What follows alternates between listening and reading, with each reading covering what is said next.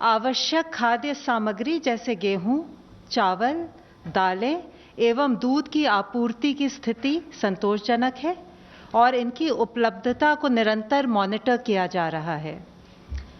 जैसा कि आप सबको पता है, माननीय प्रधानमंत्री जी ने 14 अप्रैल 2020 को राष्ट्र को संबोधित करते हुए 3 मई 2020 तक लॉकडाउन बढ़ाने की घोषणा की थी, जिसके अनुपालन में कल गृह मंत्रालय द्वारा विस्तृत दिशा निर्देश जारी किए गए हैं। गृह मंत्रालय ने सभी राज्यों एवं केंद्र शासित प्रदेशों को पत्र लिखकर इन दिशा निर्देशों को ग्राउंड लेवल पर क्रियान्वित करवाने तथा आम जनता के लाभ के लिए इनके व्यापक प्रचार पर जोर दिया है। लॉकडाउन के अंतर्गत 3 मई 2020 तक संपूर्ण देश में हवाई, रेल और सड़क मार्ग से यात्रियों का आवागमन बंद रहेगा। टैक्सी, ऑटो रिक्शा और साइकिल रिक्शा सहित कैब एग्रीगेटर्स की सेवाएं प्रतिबंधित रहेंगी। सभी शैक्षिक एवं संबंधित संस्थान बंद रहेंगे। सभी cinema halls, malls, shopping complex, gymnasium, sports complex तथा इसी प्रकार के स्थान बंद रहेंगे। सभी सामाजिक, राजनीतिक, खेल, मनोरंजन, शैक्षणिक, सांस्कृतिक, धार्मिक समारोह और अन्य सभाओं के आयोजन पर रोक रहेगी। सभी धार्मिक स्थल, पूजा स्थल, धार्मिक समागम जनता के लिए बंद रहेंगे।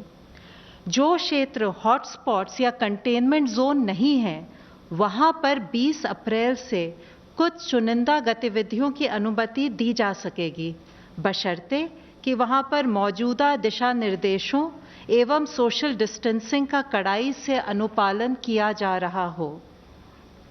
इन चुनिंदा गतिविधियों को अनुमति देने का उद्देश्य यह सुनिश्चित करना है कि कृषि और संबंधित गतिविधियां पूर्ण रूप से कार्यात्मक रहें, ग्रामीण अर्थव्यवस्था अधिकतम दक्षता से कार्य करे इत्यादि।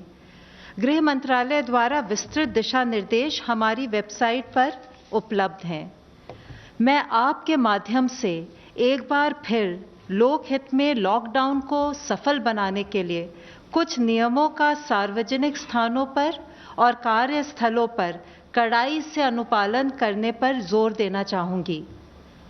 अनिवार्य रूप से सभी सार्वजनिक और कार्यस्थलों पर फेस मास्क पहना जाए, सोशल डिस्टेंसिंग का पालन किया जाए, 5 से अधिक लोग सार्वजनिक स्थानों पर एकत्र ना हों, सार्वजनिक स्थानों पर थूके नहीं, शराब, गुटखा, तंबाकू की बिक्री को सख्ती से प्रतिबंधित किया जाए, कार्यस्थलों पर टेम्परेचर स्क्रीनिंग की जाए और सैनिटाइजर्स का प्रयोग किया जाए। बुजुर्ग और रोगग्रस्त व्यक्ति तथा छोटे बच्चों के माता पिता को घर से कार्य करने के लिए प्रोत्साहित किया जाए। निजी और सार्वजनिक दोनों क्षेत्रों के सभी कर्मचारियों के लिए आरोग्य सेतु के प्रयोग को बढ़ावा और दिया जाए। आपसे अनुरोध है कि सभी राष्ट्रीय निर्देश और SOPs जो हमारे दिशा निर्देशों के साथ संलग्न हैं, उनको ध्यान से पढ़ें, उनके बारे में जानकारी बढ़ाएं और उनका पूर्णतया पालन करें। धन्यवाद। मिनिस्ट्री ऑफ हेल्थ की तरफ से मिस्टर लव अग्रवाल प्लीज। स्वास्थ्य मंत्रालय सभी स्टेक होल्डर्स के साथ मिलकर कोविड की इस लड़ाई में जुटा हुआ है। कल माननीय स्वास्थ्य मंत्री और स्वास्थ्य राज्य मंत्री ने भारत में कोविड-19 के कंटेनमेंट मेजर्स को लेकर हेल्थ फंक्शनरीज और साथ में वर्ल्ड हेल्थ ऑर्गेनाइजेशन के फील्ड ऑफिसर्स के साथ एक वीडियो कॉन्फ्रेंस की थी, जिसमें माइक्रो प्लान्स फॉर क्लस्टर और आउटब्रेक कंटेनमेंट के डेवलपमेंट के लिए जिला स्तर पर WHO अधिकारियों के साथ टेक्निकल कोऑर्डिनेशन किया जाए, उस पर विस्तृत चर्चा हुई। साथ ही स्वास्थ्य मंत्रालय WHO की national polio surveillance network team की सर्विसेज को यूटिलाइज करते हुए हमारी ऑनगोइंग सर्विलेंस को कैसे स्ट्रेंथन किया जाए, उस पर भी एक एक्शन प्लान बनाया गया। माननीय स्वास्थ्य मंत्री ने कन्फेडरेशन ऑफ इंडियन इंडस्ट्री द्वारा ऑर्गेनाइज्ड इंटरेक्शन में इंडियन इंडस्ट्री लीडर्स के साथ भी बातचीत की, जहां उन्होंने PM केयर्स फंड में योगदान देने के लिए इंडियन इंडस्ट्री को धन्यवाद दिया। साथ ही माननीय मंत्री जी ने उन्हें एश्योरेंस दिया कि सरकार उनके सामने आने वाली कठिनाइयों से अवगत है और इकोनॉमी के रिवाइवल के लिए किए जा रहे मेजर्स के द्वारा उनके कंसर्न्स को एड्रेस भी किया। इसके अलावा उन्हें कोविड के समय में हेल्थ केयर में मेक इन इंडिया के अवसरों का बेस्ट यूज़ करने के लिए एनकरेज किया ताकि देश critical health care equipment provision में ज़्यादा रेजिलिएंट और आत्मनिर्भर हो सके। स्वास्थ्य मंत्रालय ने लॉकडाउन के दौरान सेफ ड्रिंकिंग वाटर प्रैक्टिसेस के लिए एक एडवाइजरी कल जारी की है, जिसके तहत पब्लिक हेल्थ डिपार्टमेंट को रिलीफ कैंप्स पर विशेष ध्यान देने और समाज के वल्नरेबल सेक्शंस के लिए पानी की सप्लाई बढ़ाने की सलाह दी गई है। क्लोरीन टैबलेट्स, ब्लीचिंग पाउडर और हाइपोक्लोराइड सॉल्यूशन के एप्रोप्रिएट यूज़ की एडवाइस भी दी गई है।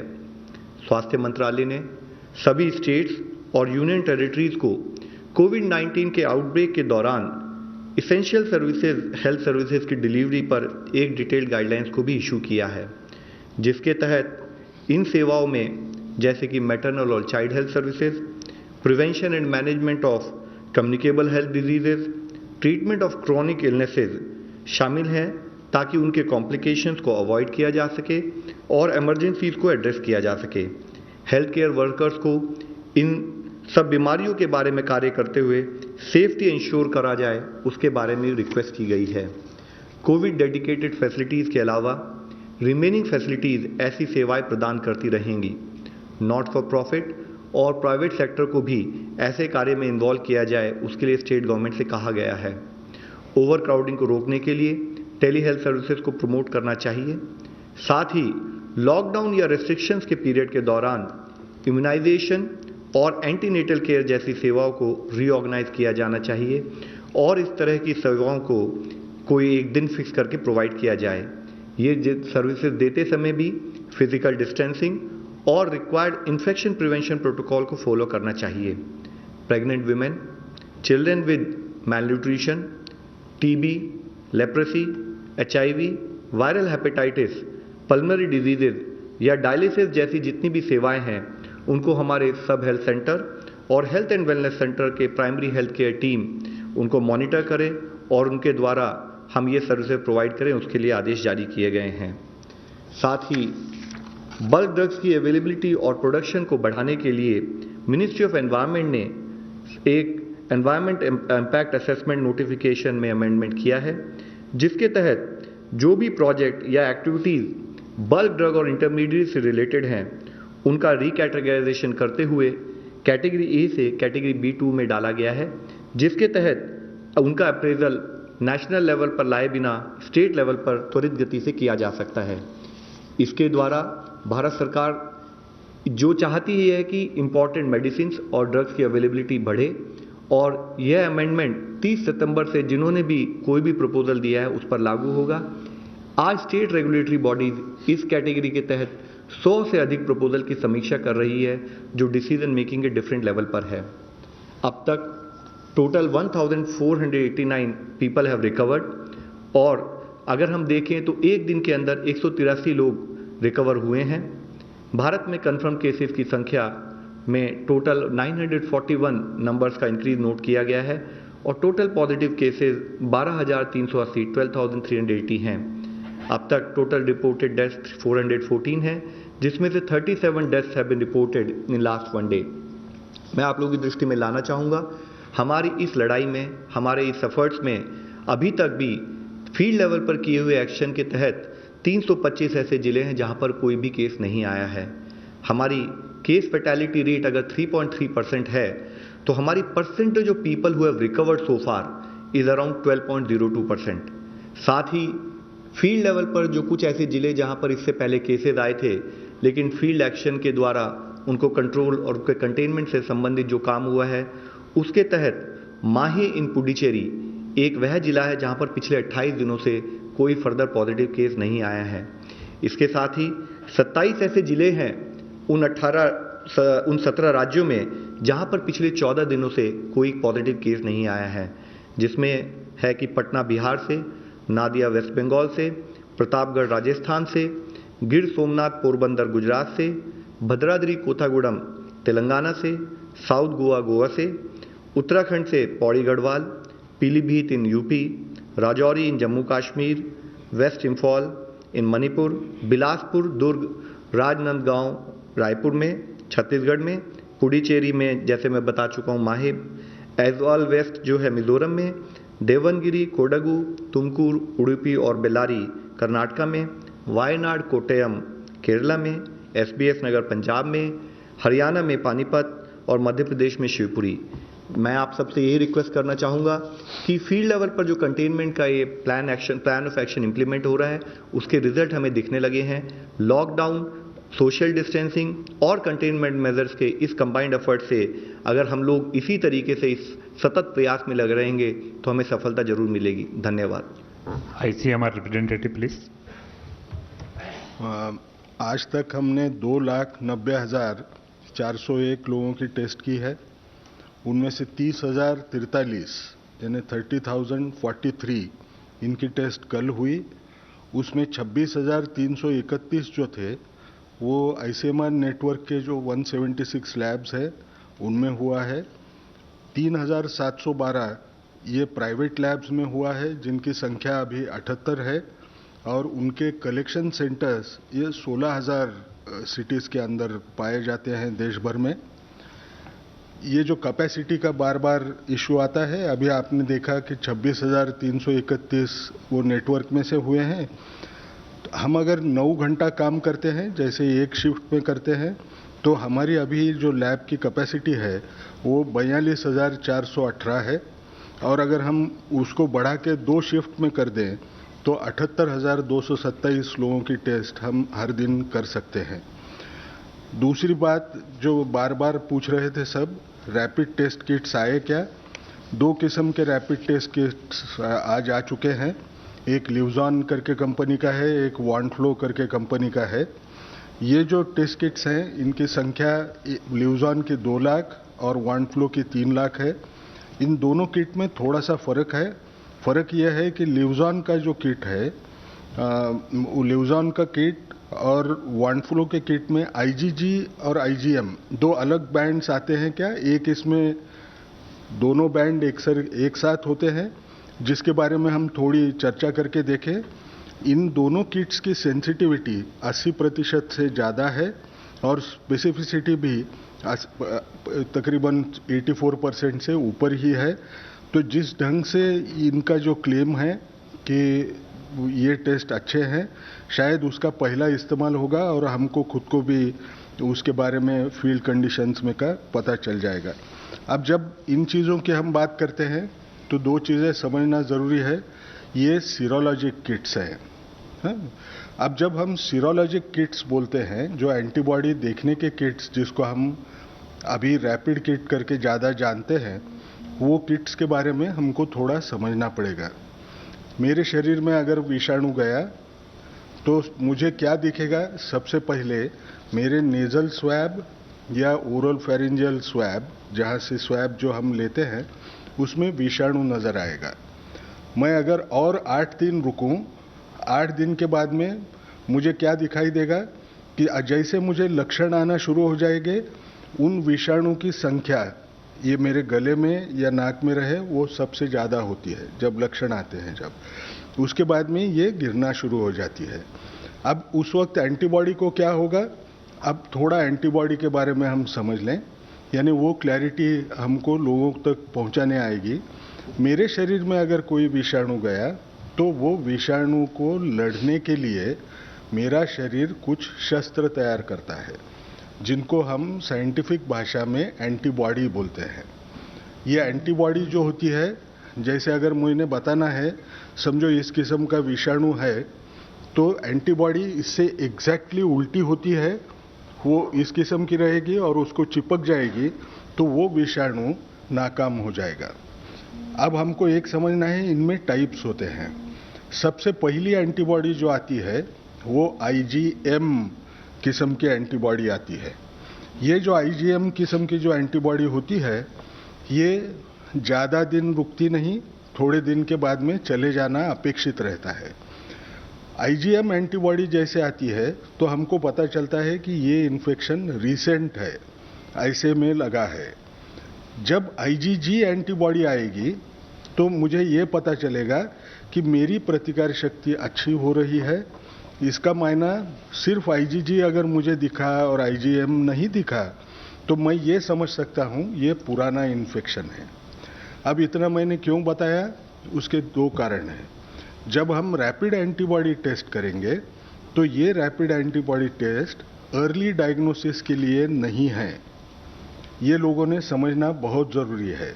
अर्ली डायग्नोसिस को क्यों नहीं है कि हमने 10 दिन होने के बाद में या ऑलमोस्ट 2 हफ्ते होने के बाद में समझो मैंने एंटीबॉडी टेस्ट की तो 80% लोगों में ही सिर्फ वो एंटीबॉडी दिखती है। इसका मतलब मेरा डायग्नोसिस 20% में मैं सिर्फ एंटीबॉडी इस्तेमाल करूं तो 15 दिन होने के बाद में भी मैं बोल नहीं पाऊंगा। इसलिए ये डायग्नोसिस के लिए इस्तेमाल नहीं होती है, ये इस्तेमाल होती है सर्वेलेंस के पर्पस के लिए। सर्वेलेंस यानी क्या, जैसे अग्रवाल साहब बार बार आपको ये बता रहे हैं कि हॉटस्पॉट्स होते हैं। अब ये हॉटस्पॉट पे आपको अगर नज़र रखना है तो यहाँ ये बढ़ते जा रहा है या कम होते जा रहा है ये अगर मुझे देखना है तो मैं ये एंटीबॉडी टेस्ट पीरियोडिकली करके मैं जान सकता हूँ।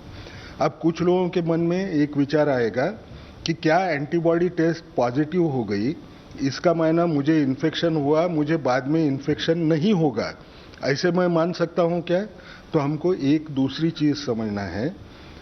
कोई भी विषाणु के खिलाफ जब एंटीबॉडी तैयार होती है, हर विषाणु उस विषाणु के साथ बाद में अच्छे ढंग से लड़ सकती है वो एंटीबॉडी, ऐसे नहीं होता है।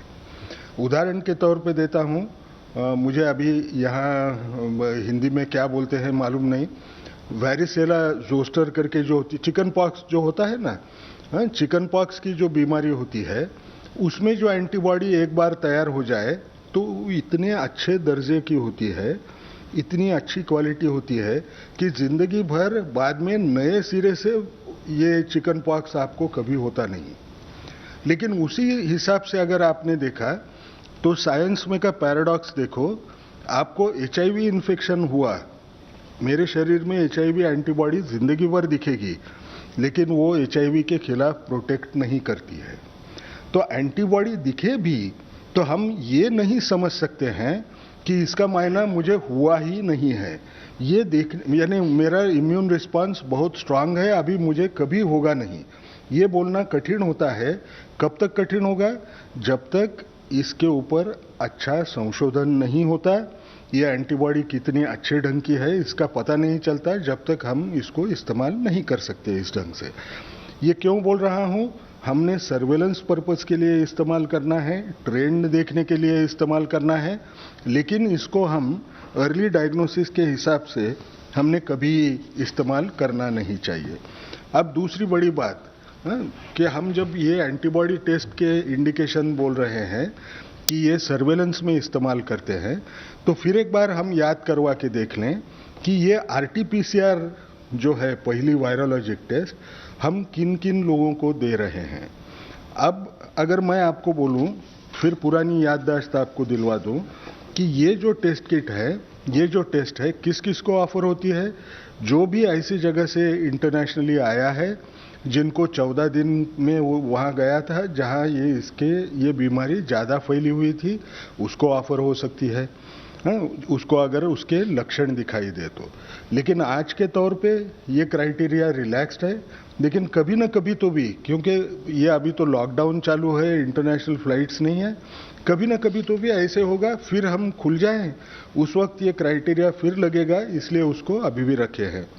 दूसरी बात हमको याद रखना है कि जो भी लैब कंफर्म केस का कांटेक्ट है उसको अगर कोई लक्षण दिखे तो उसको हम ऑफर करते हैं। तीसरी बात, जो कोई हेल्थ केयर वर्कर होगा उसको अगर कोई लक्षण दिखे तो उसको भी ये टेस्ट ऑफर हम करते हैं। चौथी बात, जब हम हॉटस्पॉट में रहने वाले लोगों को देखें, उनमें अगर आपको सारे जगह पे अगर हमने लोग देखे तो जहां भी हमको सारी की केस दिखती है सीवियर एक्यूट रेस्पिरेटरी इन्फेक्शन की, जो एक लक्षण हो सकता है, एक सिंड्रोम के वैसा एक कॉम्प्लेक्स होगा कि जिसमें ये कोविड-19 के केसेस होंगे तो हम सारी के हर रुग्ण को, हर मरीज को हम ये टेस्ट ऑफर करते हैं। इसमें भी कोई कमी किसी किस्म की नहीं है। तो जो हॉटस्पॉट नहीं है, देश के जो हिस्से, जो इलाके या जो जगह, वहां पर 20 तारीख के बाद कुछ छूट दी जाएगी, लेकिन वो भी नियम कायदे के साथ, और नियम कायदों को नहीं मानने वाले के खिलाफ कार्रवाई भी की जाएगी। ये गृह मंत्रालय की तरफ से आज जानकारी दी गई है। बाकी जो आंकड़े हैं वो भी स्वास्थ्य मंत्रालय की तरफ से बताए गए हैं। किस तरीके से इस वायरस के खिलाफ जंग जारी है वो भी जानकारी दी जा रही है सरकार की तरफ से।